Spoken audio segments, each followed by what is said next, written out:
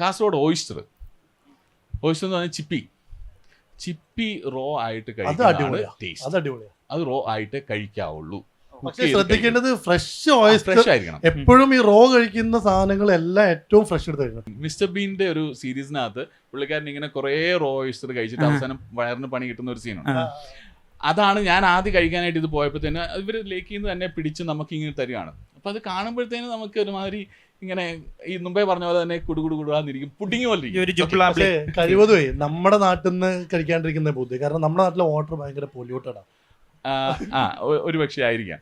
ഇപ്പൊ ഇതിനകത്ത് ശരിക്കും പറഞ്ഞാൽ നമ്മളൊരു ലൈം ഒന്ന് സ്ക്വീസ് ചെയ്ത് കഴിഞ്ഞാൽ ഇതിന് തന്നെ ഒരു സോൾട്ടി ടേസ്റ്റ് ഉണ്ട്, ചെറിയൊരു മൈൽഡ് സ്വീറ്റ്നെസ്. ഇതിന്റെ ഒരു സ്ലൈറ്റ് സോൾട്ടിനെസ് ഉണ്ടാവും, കാരണം നമ്മൾ സോൾട്ട് വാട്ടറിൽ നിന്ന് എടുക്കുന്നുണ്ടെങ്കിൽ. അതിന്റെ കൂടെ ഇതും കൂടെ പിഴിഞ്ഞ് കഴിക്കുമ്പോഴത്തേന് നല്ല ഇളവൻ കരിക്കില് നാരങ്ങ പിഴിഞ്ഞൊഴിച്ച് കഴിക്കുന്നത്. അതേ ഓയിസ്റ്റർ നല്ല ടേസ്റ്റാണ്.